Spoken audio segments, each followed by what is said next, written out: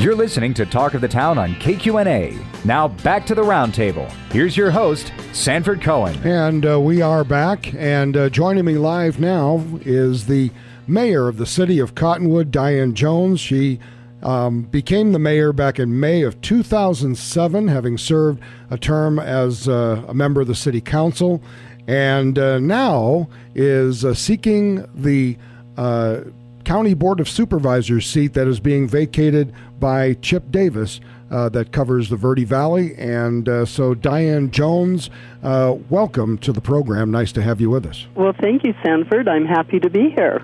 Now, I had a chance to sit with Diane, and we talked quite at length about Cottonwood and the Verde Valley and vicinity. So I want to start, first of all, with your take on how important the development of the wine industry has been for the economic health of Cottonwood and the Verde Valley.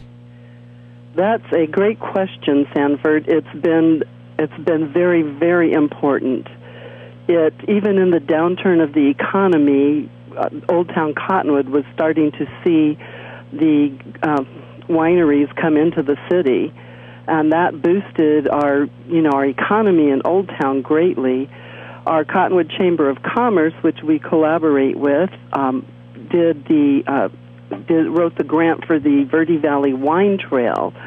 It's really a regional effort with the grape growers, the farmers working, the winemakers working, the retail folks working, and it just brings in a lot of people to the Verde Valley and to Cottonwood. So it's been an amazing industry to nurture and see grow. And grow is the operating word, not just the growing of the grapes, but of course the growing of the town itself. There's been a noticeable difference, particularly in Old Town Cottonwood, that this little area that not that long ago, maybe a decade ago, was all boarded up and given up and so on. Now it was kind of a scary place in the old days, yes. Yeah, it's now thriving and really having a wonderful renaissance. Do you see, by any chance, other parts of the Verde Valley and other parts of Yavapai County that are getting, let's say, trickle-down benefits from the development here? Absolutely. We have wine tasting stores in Clarkdale. We've got them in the village of Oak Creek. Sedona is featuring wine with their Chamber of Commerce. It's one of their pillars, as they call it. It's, of course, Jerome has its wine tasting rooms, and they actually have vineyards in Jerome. And we have vineyards throughout the Page Springs area and over by Camp Verde. We have people growing these grapes and farming. And we have the Southwest Wine Center of Yavapai College that started up also and is a huge draw for education about winemaking and grape growing. Now, you're kind of a landscape designer by trade? Well, my husband has been in the landscaping business, and so we have a small business. We did farm in Iowa. I grew up in Sierra Vista, actually. Oh. Before it was Sierra Vista, it was called Fry in those days, and became Sierra Vista when we lived there.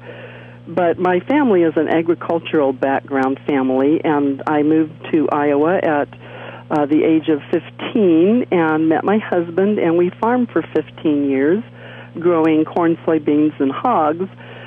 And Yavapai County is still very much rural in a lot of the areas, and I think my agricultural background will be a benefit to the rural parts of the community especially. So I'm excited about supporting our farmers and ranchers. It's, one of the 5 C's, and it's still very, very important to our economy and to our way of life.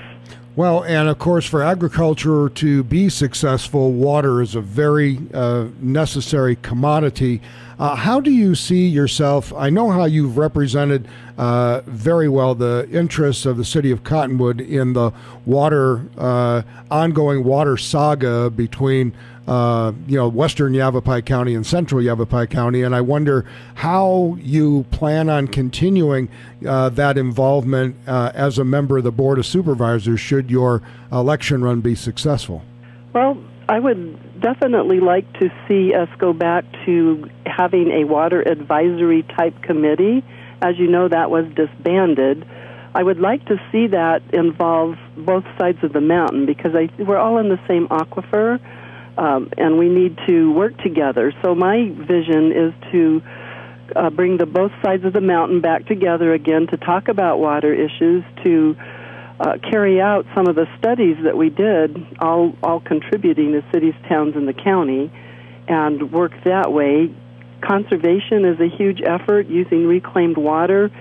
I don't know if you know, but the city of Cottonwood collaborated with Yavapai College and the Southwest Wine Center to provide reclaimed water for their grape growing. And so instead of pumping all of that water out of the aquifer, potable water that is drinking water, we save that by using very clean reclaimed water. So that's just one project that the city of Cottonwood worked on with Yavapai College. And I see us, in the Verde Valley, we do have water rights, ditch rights to the Verde River. Some of them are prior to the Salt River Project's rights. So some of that water, in the future, if the ditch holders wanted to use that water, it could be used. There's lots of options we can look at. But conservation is really a key. Well, and I realize too that for all of Arizona, water needs to be foremost in the minds of people not just involved in agriculture, but also in residential and commercial our daily development. Lives. Yes, because we're, Cottonwood, Clarkdale, and Camp Verde, we're on the Verde River. There are not that many cities and towns in Arizona that live right beside a beautiful flowing river, and the cities of Prescott and Prescott Valley, Dewey Humboldt, and Chino Valley, we're all, working together. They're doing a lot of conservation measures in those areas also, as we are in Cottonwood. It's just all of us working together, and we, if you want to eat and wear clothes, you need to support agriculture. Indeed. And we need to, find out a way to do that and make sure people have enough enough water and not dry up our beautiful river and its tributaries. Have you seen the effects of the limitation of water on development in Cottonwood Verde Valley, or have they been able to do an adequate job of adding new residential and commercial development despite the limitations placed by the Arizona Department of Water Resources on new development? Well, the city of Cottonwood has, since we purchased the private water companies, we have been able to reduce our groundwater pumping by a third. We also require that development and construction uses reclaimed water. They cannot use potable water out of the ground. We have watering that takes place every other day on the opposite sides of each street. We've put in a lot of measures. We put in a 24/7 reclaimed water facility so people can get that water any time of the day or night when they need it. We've done a lot of things, and we now pump one-third, as I said, one-third less out of the aquifer than we did when we purchased these private water companies. We had a 45% water leakage from pipes, and we fixed pipes, and we've gotten that down to 6%. But as you know, counties do not have as much authority in water issues as cities and towns do. Sure. But they could partner and collaborate with cities and towns on projects. There's ways we can work together, and that's my plan as county supervisor to work together, collaborate, and use our water wisely. Well, let's take a break, and we are talking with Diane Joens. She is the mayor of the city of Cottonwood and a candidate for the Yavapai County Board of Supervisors. More with Diane Joens when we return here on Talk of the Town, KQNA AM 1130, 99.9, 95.5 in Prescott Valley and Cottonwood, and on the World Wide Web, KQNA.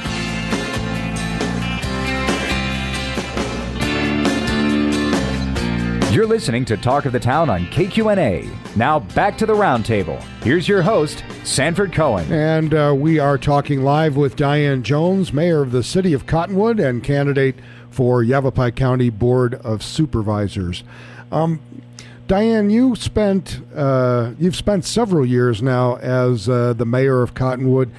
So you've seen, members of the council come and go.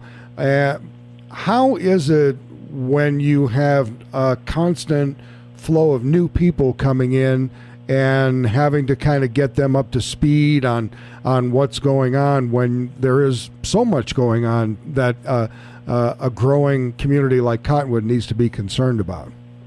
Absolutely, and we'll be having quite a few new members in this next election, seats that will be filled. So it will be different for Cottonwood because usually we've had a very, very stable council in the past years, and we've worked well together. We are able to disagree agreeably. I'm very proud of the work that we've done and the vision that we've had to look into the future to support businesses and try to remove as many regulations as possible so that they can be successful. And it's just something that we've had a great council in the past. And the new people, there's some League of Cities and Towns training. You have a great staff that will work with them, bring them up to date. They learn as they go. They have to do a lot of studying, a lot of reading of 200, 300, 400-page packets for council meetings. The work is very strenuous.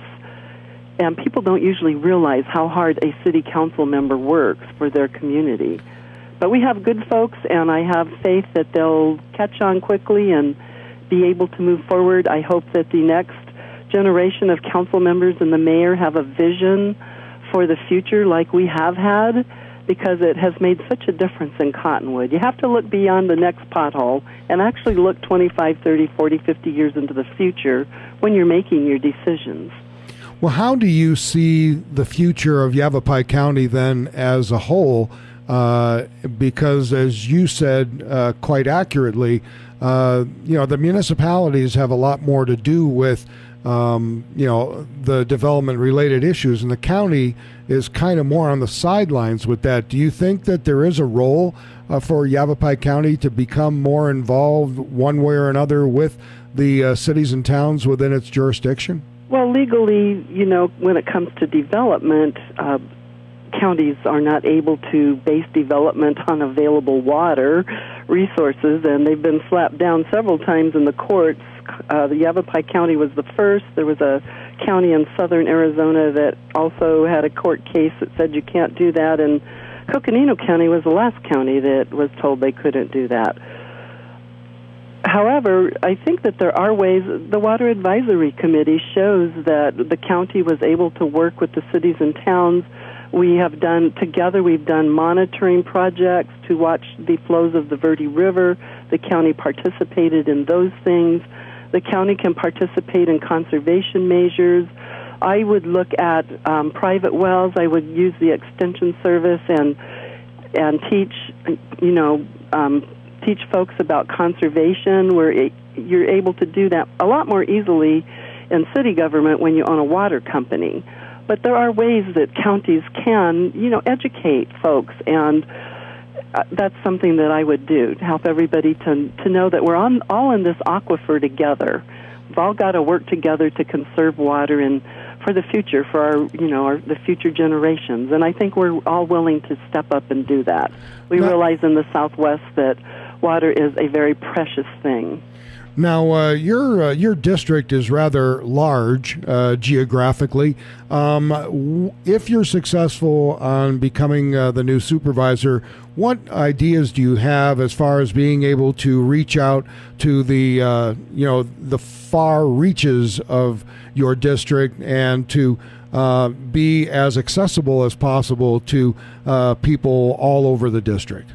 Well, actually, District 3 is a little bit smaller geographically than some of the others, like Supervisor Thurman has to go to Black Canyon City and Mayor in the Verde Valley, and Supervisor Brown has Seligman and Ash Fork, and they have to drive great distances. My district is Jerome, Clarkdale, Cottonwood, Verde Village, Verde Santa Fe, West Sedona, and the village of Oak Creek. So it's pretty compact. It's about 500 square miles, I think, a little bit more than that.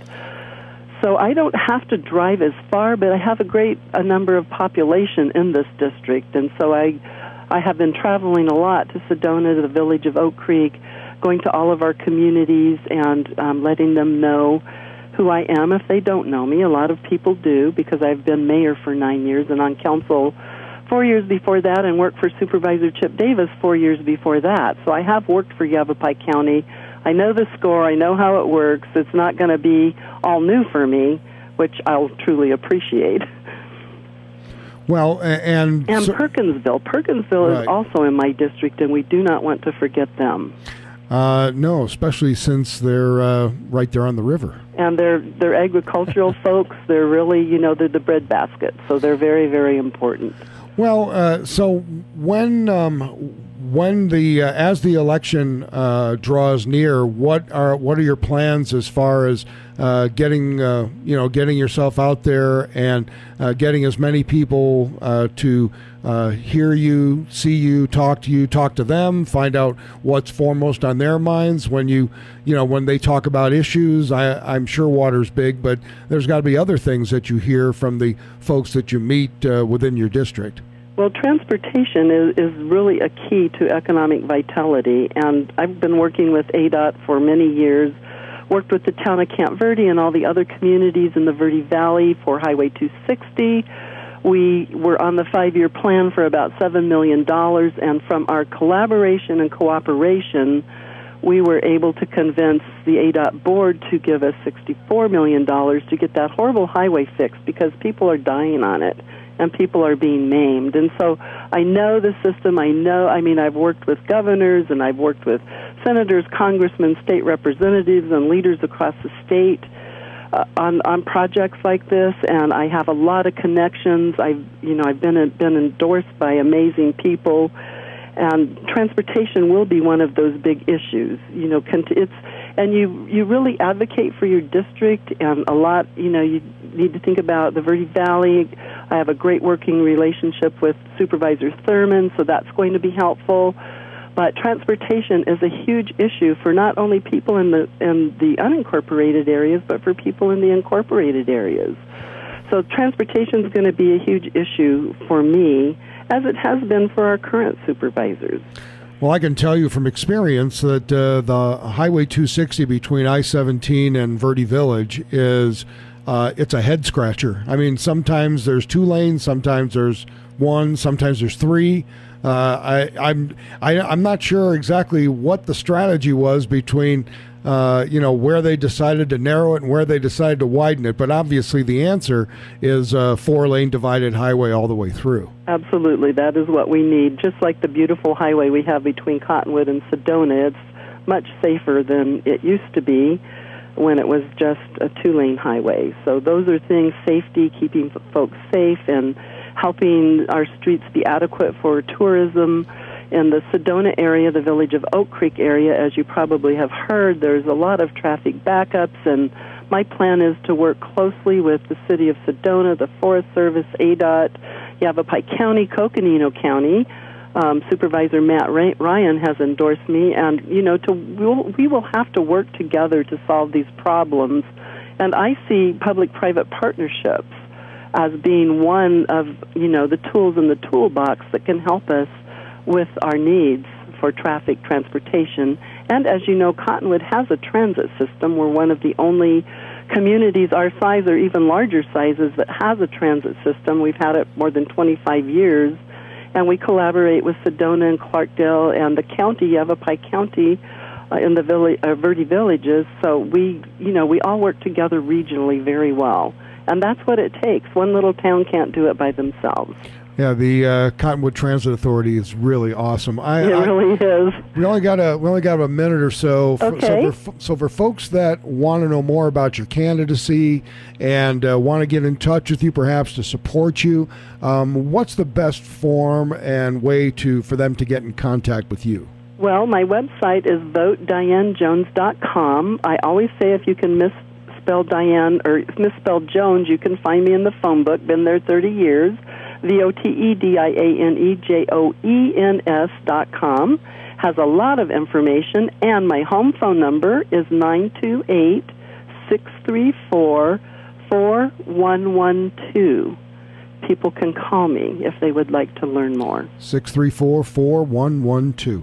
Correct. Well, I got to say that we had a wonderful talk there at the olive oil store after the Verde Valley Consortium, and I'm glad that we were able to get you on here so that more folks could hear about you. Thank you so much for the opportunity to share information with the public. You bet, and we wish you success in the race, and we'll be talking to you again. Thank you. All right. Diane Joens joining us live, the mayor of Cottonwood and candidate for the County Board of Supervisors here on your Thursday Toss-Up on KQNA. We're going to take a break for the news, be back with more on the Thursday Toss-Up, Talk of the Town, KQNA, AM 1130, 99.9 in Prescott, 95.5, Prescott Valley Cottonwood, and on the internet at kqna.com.